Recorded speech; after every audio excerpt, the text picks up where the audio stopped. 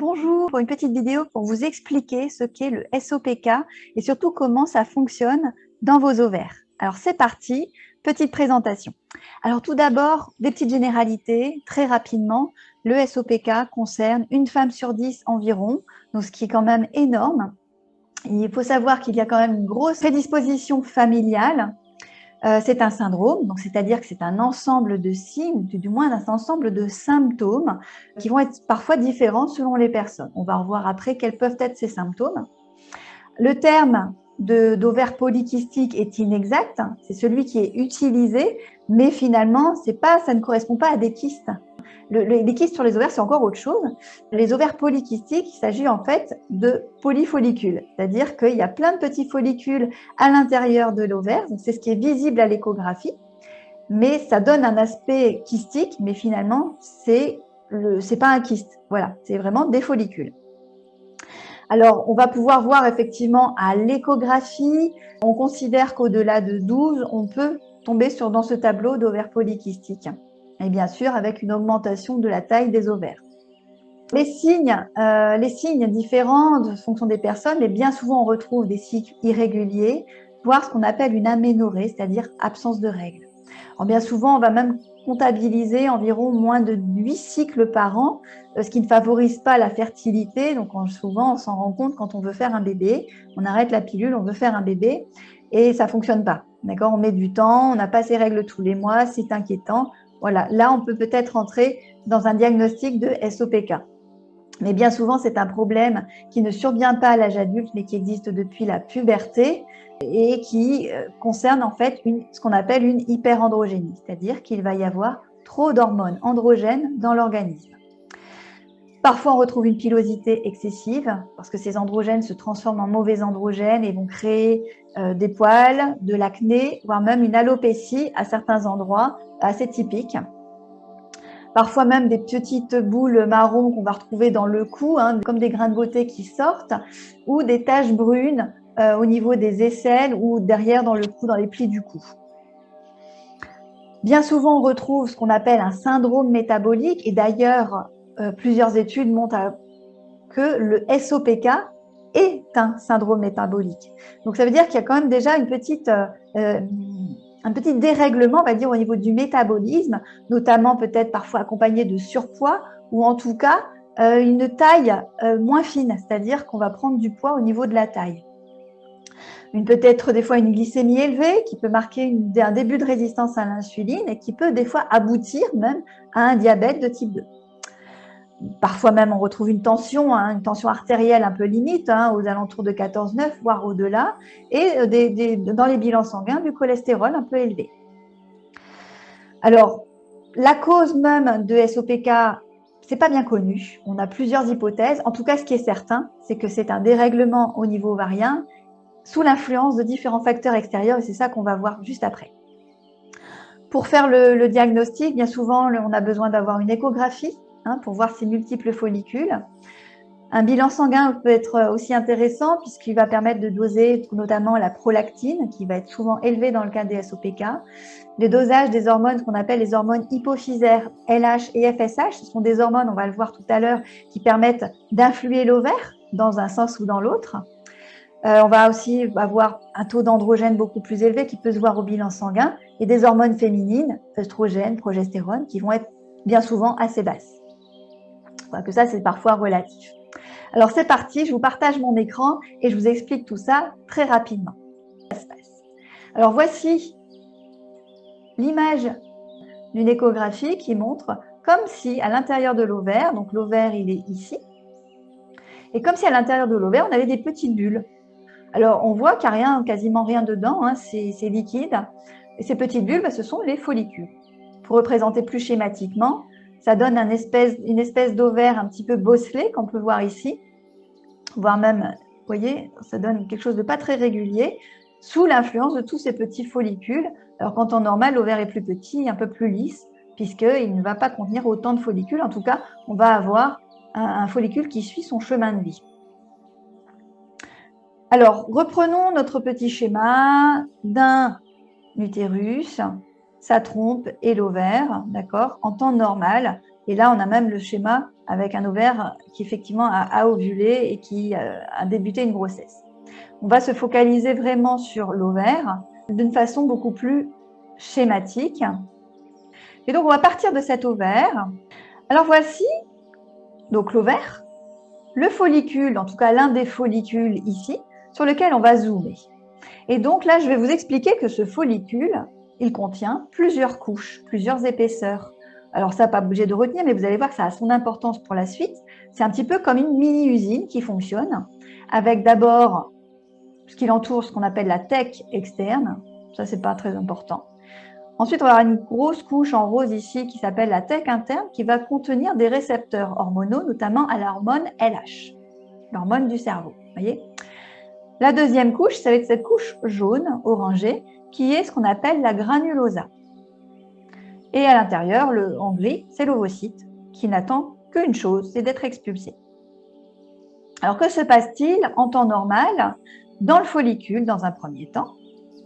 Nous avons donc notre follicule et on va surtout voir ce qui se passe en première phase, c'est-à-dire la phase folliculaire. Nous avons notre cerveau qui va nous donner dans un premier temps l'hormone FSH, première hormone qui est produite par le cerveau pour venir agir sur notre ovaire.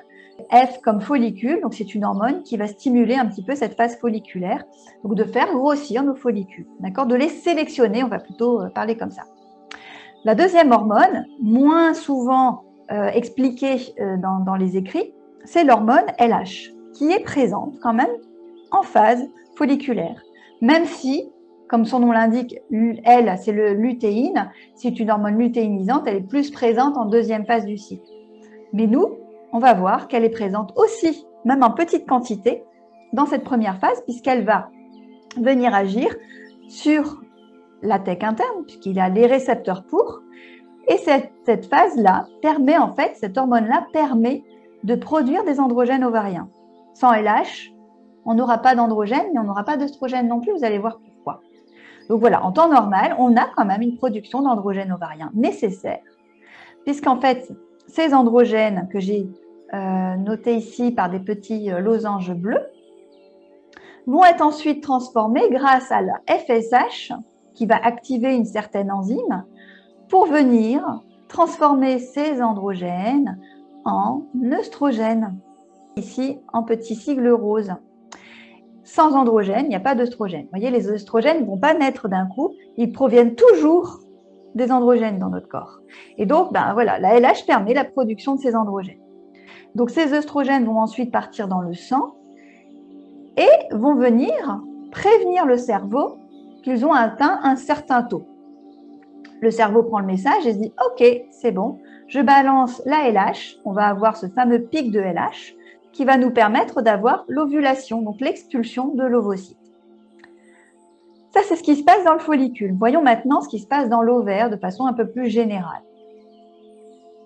On a notre cerveau qui produit la LH et la FSH. Et en fait, dans l'ovaire, vous allez dire, mais ça, je ne comprends pas, il y a plusieurs follicules. En fait, on va avoir notre réserve folliculaire, donc on a depuis notre naissance. Sous l'action de la FSH, on va avoir plusieurs follicules qui vont être sélectionnés.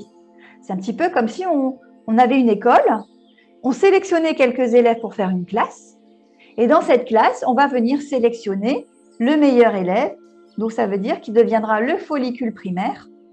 Ce follicule va venir grossir sous l'action des différentes hormones, et notamment de la LH et la FSH qui sont continuellement produites.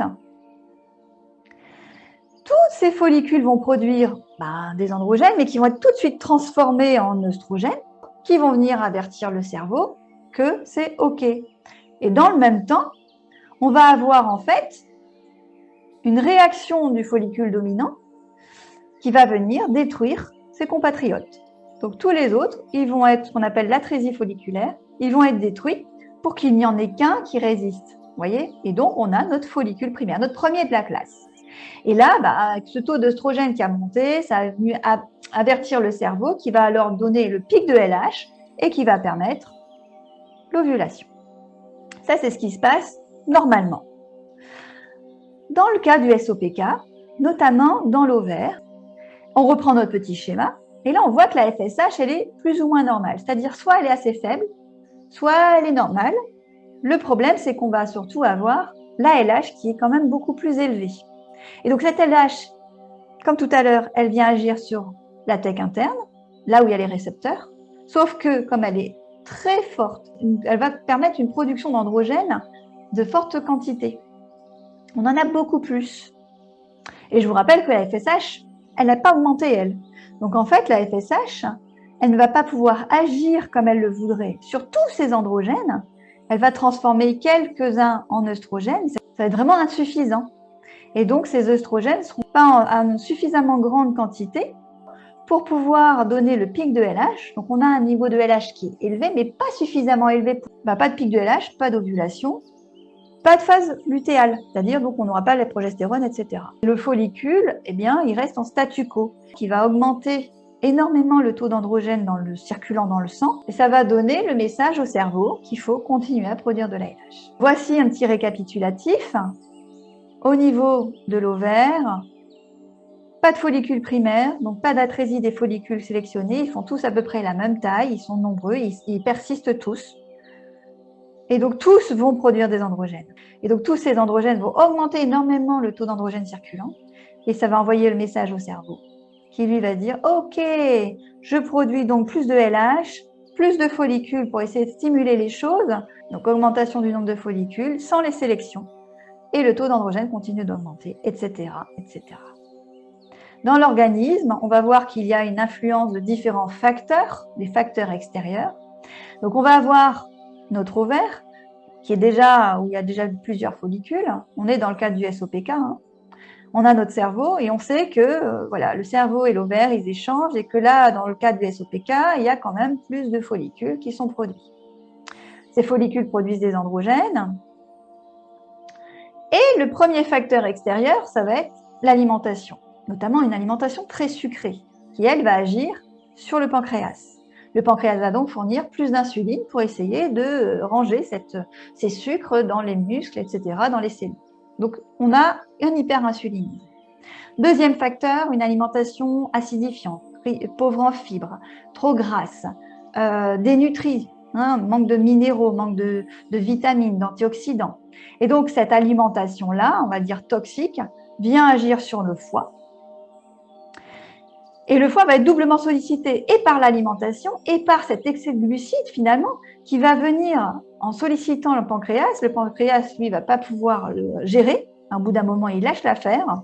Donc là, on commence à rentrer dans une résistance à l'insuline. Et donc, le pancréas demande de l'aide à son copain le foie qui lui dit « Ok, je vais t'aider ». Et donc, il va produire des hormones de croissance qui ont un effet comme l'insuline, insuline-like. Et le fait de produire ces hormones de croissance, ça va bloquer certains transporteurs des androgènes. Bref, le taux d'androgène augmente. Donc là, je passe assez vite sur les détails, c'est juste pour que vous compreniez les grandes lignes. Et le troisième facteur, le stress. Ce stress qui vient agir sur nos glandes surrénales. Donc les glandes surrénales, ce sont les petits chapeaux roses ici qu'on voit perchés au-dessus de nos reins. Et donc, en stimulant ces glandes surrénales, eh bien, ça va stimuler la production d'hormones de stress qui est le cortisol, mais aussi et surtout, ça va venir stimuler, parce que il y a plusieurs couches au niveau des surrénales, et dans la même couche, on va avoir le cortisol et les androgènes qui sont produits. Donc, ça va stimuler en même temps la production d'androgènes. Et donc, on va avoir une source d'androgènes d'un peu partout, qui potentialise en tout cas ces androgènes circulants, qui étaient déjà notamment donnés par les ovaires. Le sucre, une alimentation toxique, le stress en continu, même s'il n'est pas très fort, mais en continu, tout ça va aboutir à ce qu'on appelle du stress oxydatif. Et donc là, c'est une molécule où il manque un électron, donc elle devient pro-oxydante. Et ça va venir agir, bien sûr, sur tous les organes qu'on a là, mais aussi et surtout sur nos ovaires. Ça va les oxyder. Dans le SOPK, on a surtout des ovaires très oxydés. Donc de l'inflammation, de l'oxydation. Et l'autre facteur, le dernier facteur, entre autres, bien sûr, ça va être les perturbateurs endocriniens. Et ces perturbateurs endocriniens qu'on va retrouver dans les produits cosmétiques, dans les produits ménagers, dans notre alimentation, dans la pollution qu'on respire, tout ça va venir jouer aussi et perturber le fonctionnement hormonal. Et donc, ça va venir produire un dérèglement ovarien, va permettre de produire encore plus d'androgènes, malheureusement. Et donc, ces androgènes, ils vont encore agir sur le cerveau pour donner l'information qui, lui, va produire encore plus de LH et donc encore plus de follicules. Et d'où l'aspect de cet ovaire polykystique qu'on va pouvoir associer à, finalement, un syndrome métabolique. On sort de l'ovaire, on sort de la zone génitale pour aller voir au-delà ce qui se passe. En naturopathie, on va pouvoir avoir des axes de travail, notamment l'alimentation et la glycémie, le stress, les émotions, une meilleure activité physique, diminuer l'inflammation. On va travailler sur la détox, sur le stress oxydatif, sur les hormones féminines, bien sûr, pour venir les rééquilibrer, notamment en éliminant les perturbateurs endocriniens, et bien entendu sur l'hyperandrogénie. Voilà un petit peu les axes que le naturopathe va pouvoir travailler sur le SOPK. Alors voilà, c'est terminé pour cette courte présentation. J'espère qu'elle vous aura éclairé et que du coup, vous aurez vraiment conscience du travail qu'il faut faire, mais qu'il y a des solutions. Je vous dis à bientôt.